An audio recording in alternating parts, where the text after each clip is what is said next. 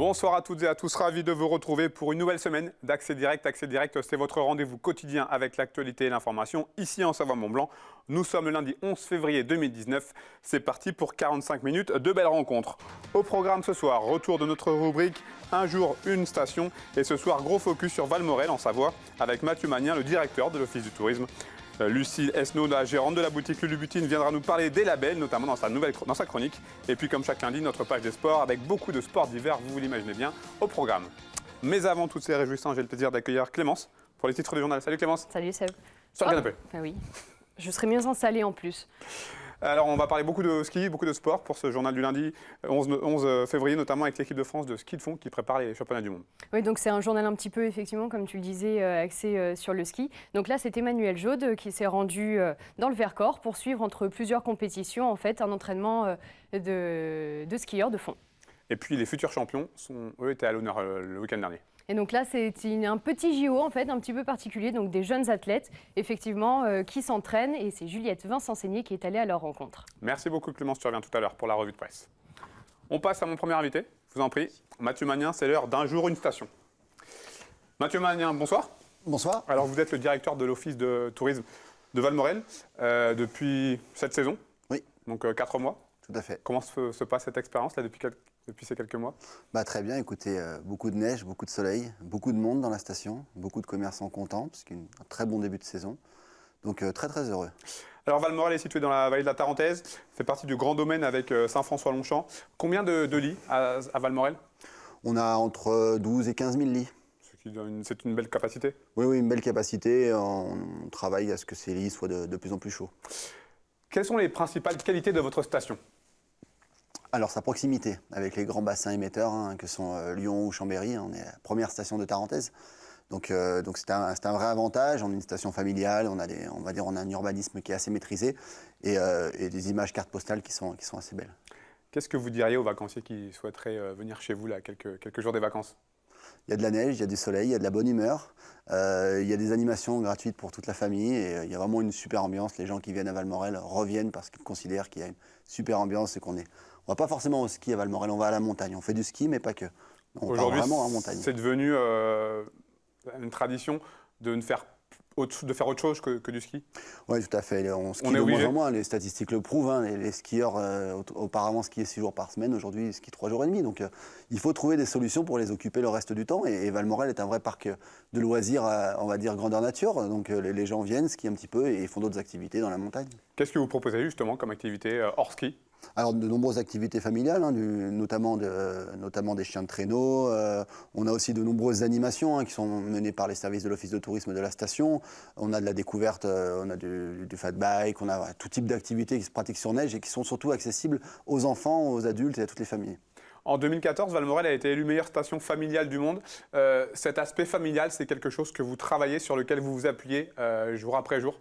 J'ai envie de vous dire, toutes les stations aujourd'hui se disent stations familiales. Peu le sont réellement. C'est quoi une station familiale? Une station familiale, c'est une station, selon moi, qui est accessible aux piétons. Aujourd'hui, la force de Valmorel, c'est cette rue centrale. Je ne sais pas si vous avez déjà eu l'occasion ou si vous ne l'avez pas encore fait, venez à Valmorel, vous verrez, on a une rue centrale qui est piétonnière, donc aucun véhicule. Les enfants marchent, déambulent dans cette rue avec tous les magasins. Et il y a vraiment, et notamment à Noël, une ambiance féerique puisque les enfants sont en luge dans la rue. Et que, voilà, on se sent vraiment bien à Valmorel, et pour les familles et pour les enfants. C'est un modèle qui, selon vous, est viable, la station familiale? Oui. Tout est viable du moment qu'on comprend le client, qu'on comprend la démarche client et qu'on s'intéresse au client avant de s'intéresser à nos propres besoins. Aujourd'hui, Valmorel et notamment Doucy, qui est une station rattachée à Valmorel, a un partenariat avec Gulli, qu'on entretient, la chaîne Gulli, et qui propose de nombreux programmes pour les enfants et de nombreuses animations pour les enfants. Et on le voit dans nos nombreuses enquêtes de satisfaction. Les familles viennent, découvrent et reviennent à Valmorel parce qu'elles trouvent, comme dans certaines autres stations, ce côté vraiment famille, ce côté vraiment protection des enfants. Et nous, c'est ce credo-là qu'on essaie de travailler. Alors, on a compris, le cœur de cible, c'est les familles. On sait qu'il y a aussi un phénomène ces dernières années, c'est le recul, notamment chez les jeunes. C'est quelque chose que vous ressentez au sein de votre station? Tout à fait. Quand je parle de famille, je parle de jeunesse, bien sûr, et une érosion, effectivement, des clientèles et, on va dire, un désintérêt du ski sur la tranche 15-25 ans. Ça, c'est une certitude. Et on essaie de travailler par ce ciblage des clientèles familiales, mais aussi par des gros événements qu'on va mettre rapidement en place. Alors, vous l'avez dit en début d'interview, vous avez été plutôt gâté par la neige, on peut le dire, cette année. J'imagine que c'est une très très bonne nouvelle. Comment s'annoncent les prochaines semaines là, en termes d'enneigement? Est-ce que vous savez un petit peu? On est aujourd'hui, ce matin, on est à 3,72 m de neige cumulée depuis le début de saison.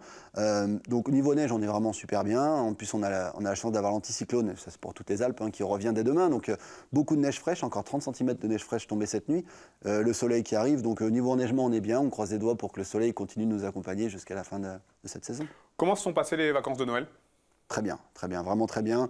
On a eu la chance d'avoir la neige tout de suite, par rapport à d'autres saisons où le soleil se fait un peu attendre. Cette fois-ci, le soleil est arrivé tout de suite et on a eu beaucoup de monde, on a eu beaucoup de clients qui sont venus aussi chez nous parce qu'il n'y avait pas forcément de neige ailleurs, au nord des Alpes, du Nord et dans le Jura et dans les Pyrénées. On a eu un report de clientèle et on profite aussi du fait que l'année dernière, on a eu un gros neigement et qui a incité les gens à revenir pour Noël. Et comment s'annonce celle de février qui débute à la fin de la semaine là? Elles En ont termes de débuté, réservation, elles ont débuté déjà samedi, samedi oui. sur la première zone, les Marseillais, mais effectivement, on a déjà eu beaucoup de monde. On a eu la malchance d'avoir un peu de neige samedi matin, donc les gens se sont un peu entraînés à mettre les chaînes sur les routes. C'était un peu folklore, mais tout le monde est bien arrivé et on a déjà beaucoup de monde dans la station. Et comme je vous ai dit, le soleil arrive et on a de la neige. Donc nous, si on a du soleil et de la neige, tout va bien. En matière d'immobilier, le groupe MGM a récemment construit une quarantaine d'appartements. J'imagine que c'est forcément une belle plus-value pour la station? Oui, tout à fait. On est sur du 5 étoiles. On est vraiment sur des logements très haute qualité qui mêlent vraiment, on va dire, le charme montagnard et aussi le côté un peu contemporain. Il n'y a qu'à voir un peu la déco qu'il y a dans les chambres. C'est quelque chose d'assez extraordinaire. Et puis on a la qualité d'un groupe comme MGM qui a fait ses preuves en montagne et avec un espace spa, ludique, piscine qui est assez exceptionnel, un point de vue magnifique sur la station et sur les environs et notamment sur le Mont Blanc. Donc non, c'est un super produit et on est très content de l'avoir. Vous êtes également présent sur ce plateau pour nous parler de la première édition du festival Iwax qui a lieu du 12 au 14 avril prochain. Alors à Valmorel, on connaissait le festival Mais de la Wax. Là, on change complètement de registre. Oui, on évolue et on part un peu sur l'idée que je soulevais tout à l'heure, sur le renouvellement de clientèle, le besoin de faire revenir des jeunes. Nous, on a ce prétexte-là, certains ont d'autres prétextes. Le nôtre, c'est de dire, voilà, on va utiliser le prétexte d'un festival de musique pour donner envie aux jeunes, soit de découvrir, pour certains qui ne connaissent pas la montagne, et d'autres pour leur montrer que finalement, le ski, c'est toujours aussi bien. C'est pas trop ringard, c'est bien. Et ça se combine bien avec la musique. Et nous, on est sur un festival house, un festival jeune. Donc l'idée vraiment, c'est d'utiliser ce festival-là, qui a vraiment une programmation assez exceptionnelle, et inciter les jeunes à monter pour la musique, et aussi les inciter à aller sur nos pistes et à découvrir notre domaine skiable. Alors Iwax, c'est 80 DJ français internationaux, des grands noms, j'imagine? Oui, des grands noms. Alors des grands noms de house. On a des artistes pour la plupart qui sont jamais venus en France, des Américains. Je pense notamment à Illenium, qui draine plusieurs dizaines de millions de vues sur YouTube. On a aussi des artistes espagnols qui viennent. On a vraiment une programmation qui est très très très riche et on ne va pas concurrencer Tomorrowland de l'Alpe d'Huez, mais on les titille parce qu'on a vraiment une programmation qui sort vraiment du lot. Et il n'y a rien qu'à voir sur les réseaux sociaux. Aujourd'hui, l'Iwax fait le buzz et beaucoup de gens attendent avec impatience que ces artistes qui ne se sont jamais produits en France viennent dans les Alpes en montagne. C'est quelque chose d'assez extraordinaire. Ça a été facile de les attirer quand on n'a pas encore d'histoire, puisque c'est la première cette année? On l'a créé cette histoire en fait, on a raconté une histoire. Ils sont venus naturellement parce qu'un festival comme ça, dans un endroit comme celui de Valmorel, dans cet écrin de nature et de montagne, visuellement c'est quelque chose d'assez extraordinaire et les artistes sont assez sensibles à ça, à cette scénographie, au fait que pour eux c'est quelque chose on va dire d'assez trépidant, d'assez novateur et partager ça sur leurs réseaux sociaux c'est tout bénef pour eux et c'est aussi tout bénef pour nous. Naturellement, la rencontre s'est fait assez naturellement. Comment ça va se passer concrètement? Donc 3 jours de fête, 3 jours de concert? Oui, 3 jours de fête dans toute la station avec 2 grosses scènes, une main stage avec de la house et une scène un peu plus, on va dire, sur de la house un peu plus engagée. Et on a aussi des scènes en altitude, vers les restos d'altitude. Donc c'est toute la station qui, pendant 3 jours, les 3 derniers jours d'ouverture de la station, sont tournés vers la musique et vers la fête avec les jeunes qui viendront sans doute de toute la France, puisqu'on a mis en place des navettes des grandes villes de France et on l'espère aussi de l'Europe entière. Merci beaucoup, Mathieu Magnien. Merci à vous. Bonne continuation et bonne fin de saison. Merci vous aussi, bonne journée. Allez, j'accueille à nouveau Clémence pour la revue de presse. Alors, avec toi, on va commencer avec une nouvelle histoire de permis d'accession en montagne. On connaît le permis d'accession au Mont Blanc. Oui, et bien là, c'est le permis d'accession sur l'Everest. Alors, en fait, le toit du monde est de plus en plus difficilement accessible. La Chine a annoncé en décembre un gros serrage de vis pour tout ce qui concerne les expéditions. Le pays qui donne accès à l'Everest, donc la Chine, par le versant donc, nord tibétain, compte réduire le nombre de permis d'un tiers. Ça représente quand même un certain nombre. En fait, la raison, c'est la pollution. En juin dernier, 8,5 tonnes quand même de déchets canettes, sacs plastiques, réchauds, tentes ou encore bouteilles d'oxygène. La liste est plutôt longue quand même. Et d'équipements ont été retirés de la montagne.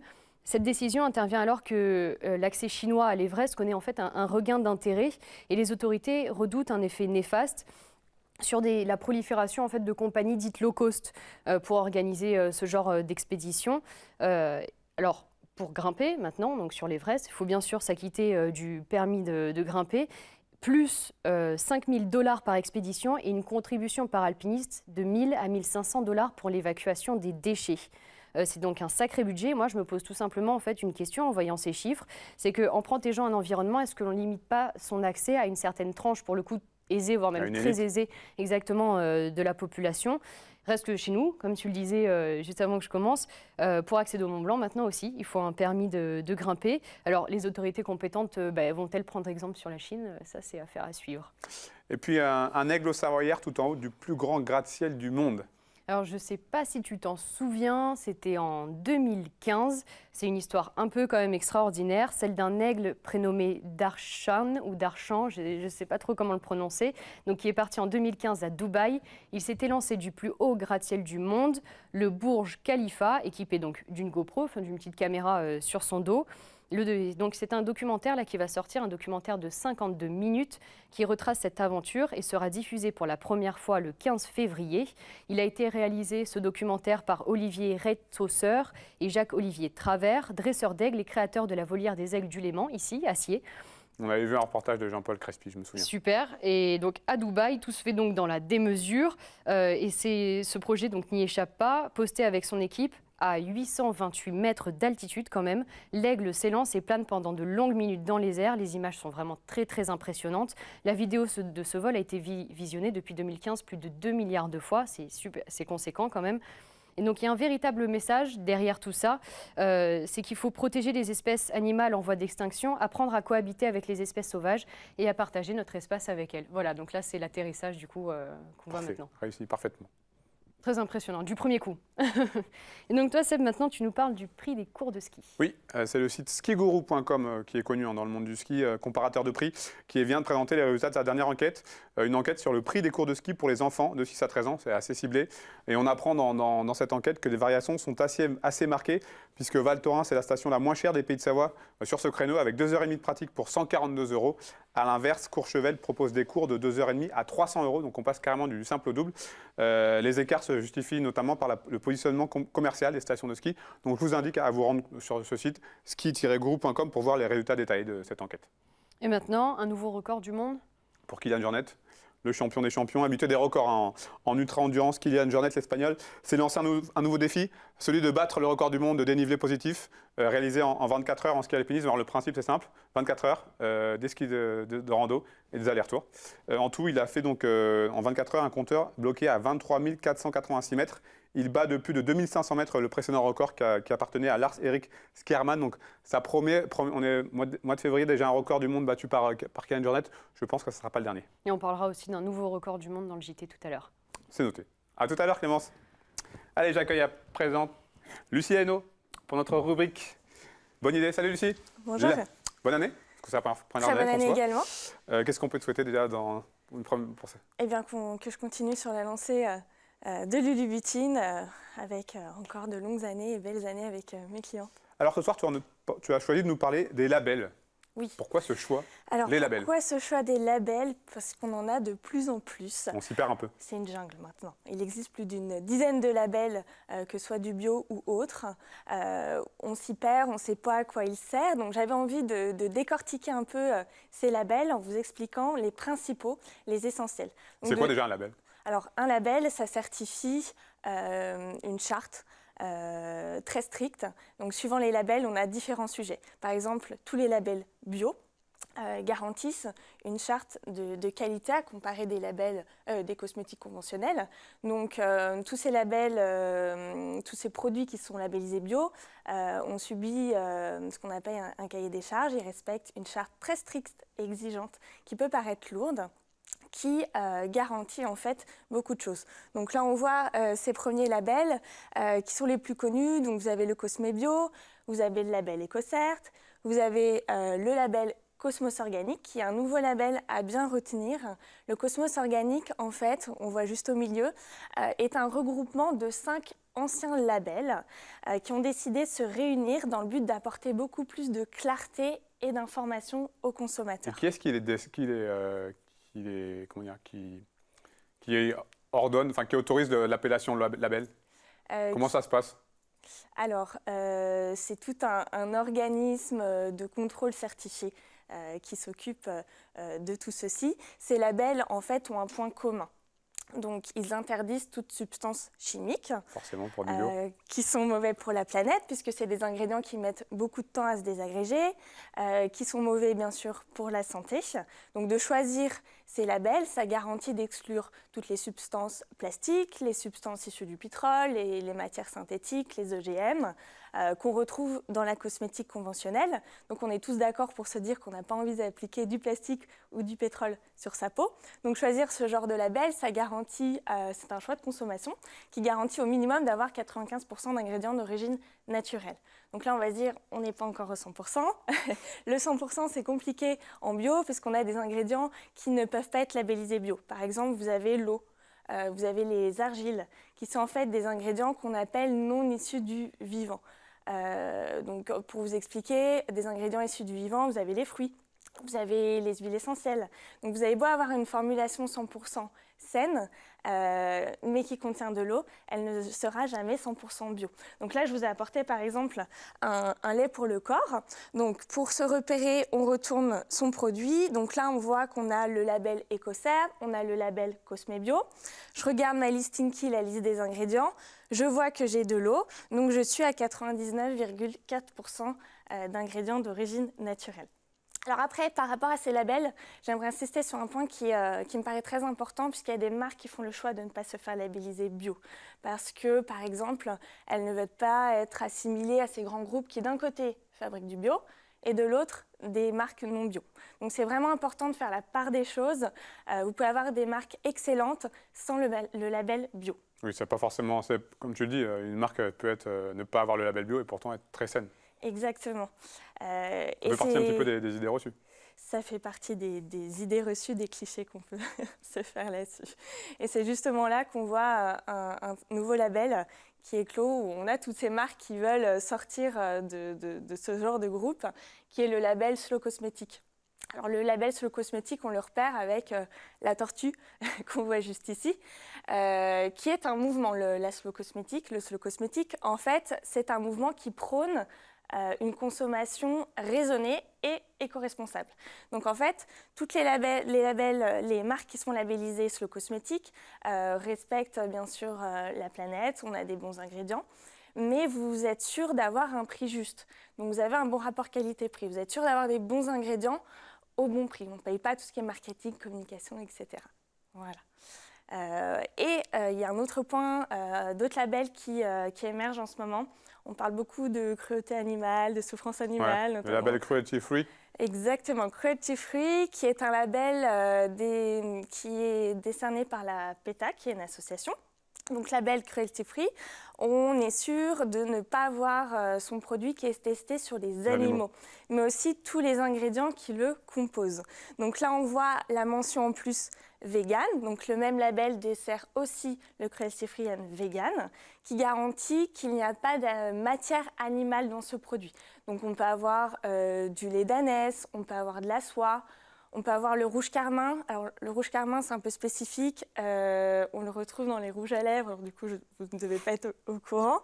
Le rouge carmin, c'est le pigment rouge est issu de la cochenille, qui est en fait un insecte.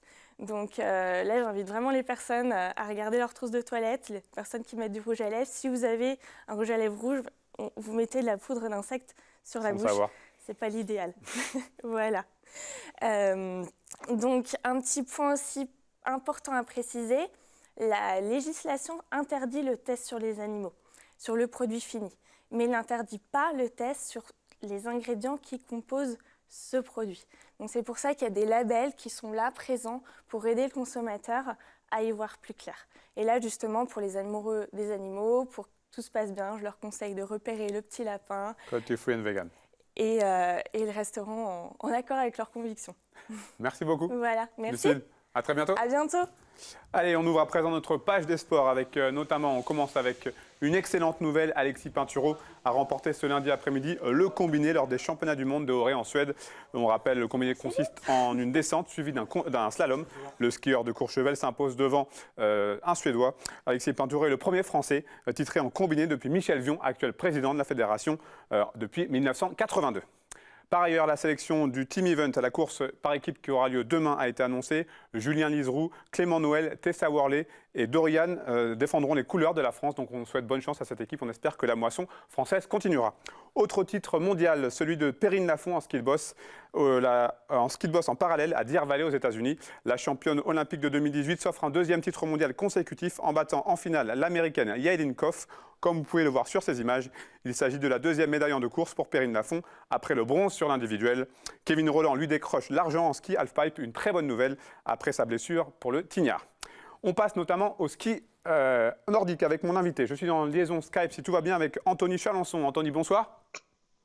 Bonsoir. Merci de nous accueillir, de nous recevoir, de nous donner quelques minutes de votre temps. On sait que vous avez été en session d'entraînement tout l'après-midi. Vous êtes membre de l'équipe de France paralympique, champion paralympique en 2018 en relais. Vous partez demain, si je ne dis pas de bêtises, pour disputer les championnats du monde au Canada. Dans quel état d'esprit êtes-vous là, à quelques jours de la compétition ? Eh bien, on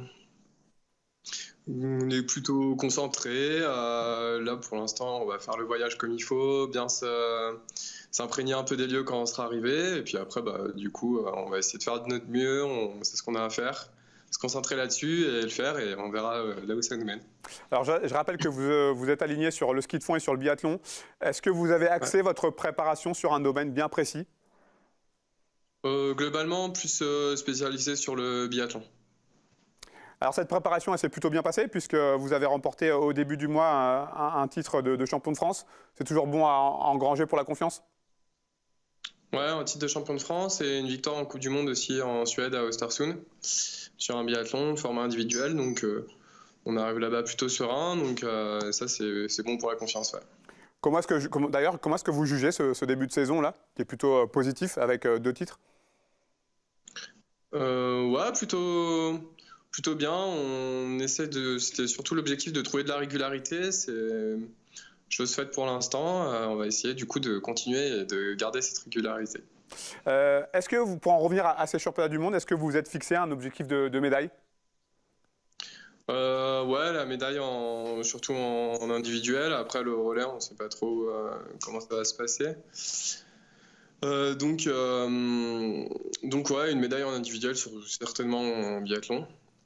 Après, les objectifs de médaille, les objectifs de résultat, on ne sait jamais trop où ça nous mène. Donc je préfère me concentrer plus sur des objectifs de manière de faire les choses comme il faut. Est-ce que c'est facile à gérer une saison post-olympique, notamment au niveau de la motivation ? Non, ouais, c'est sûr que c'est pas évident, surtout du coup le début de la préparation au printemps, ça a été quand même pas évident de reprendre l'entraînement, c'est un peu le retour à la réalité. Donc voilà, mais bon, ça s'est fait. Et, après, maintenant, quand on est dans l'hiver, il y a les courses, c'est beaucoup plus facile. Quand est-ce qu'a lieu votre première course au Canada ? C'est le week-end prochain, le 16. Alors là, le programme, ça va être quoi ? Donc départ demain, et puis après, j'imagine... On décolle demain de Lyon à 7h du matin, donc on va arriver du coup mardi soir au Canada, parce qu'il y a le décalage horaire. Merci beaucoup en tout cas, Anthony. À très bientôt et puis bonne chance, on espère donner vos très bons résultats la semaine prochaine. Merci beaucoup.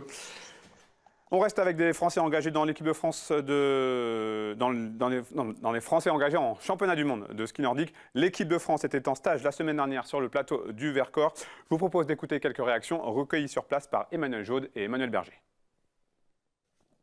Forcément, le relais, c'est quelque chose qui, nous les Français, nous tient à cœur et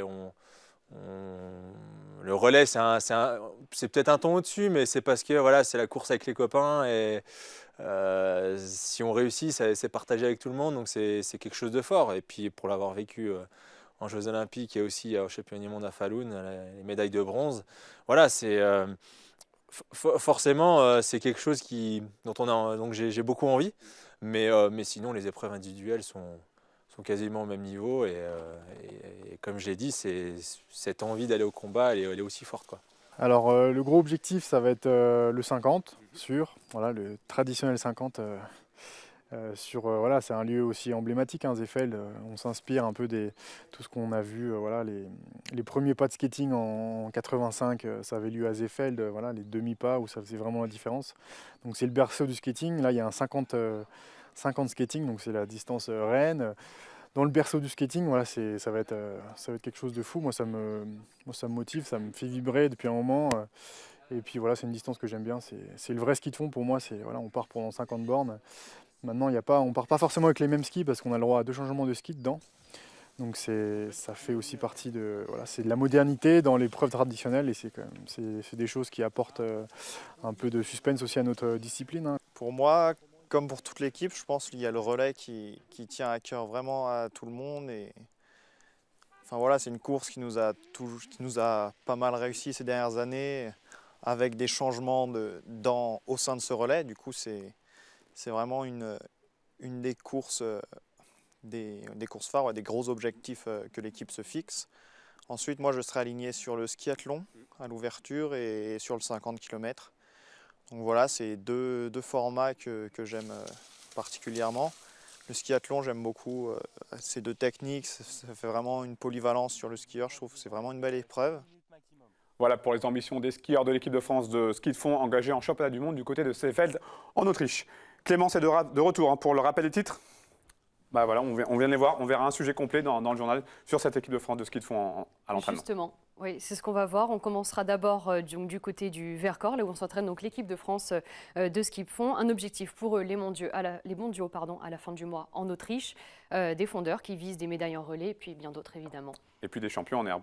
14e édition du Festival olympique de la jeunesse européenne. Pour l'occasion, une délégation de jeunes skieurs français se sont envolés en Bosnie-Herzégovine, là où a lieu la compétition. Reportage dans ce journal aussi. Merci Clémence, on se retrouve dans quelques minutes pour le journal. Ne quittez pas, à tout de suite.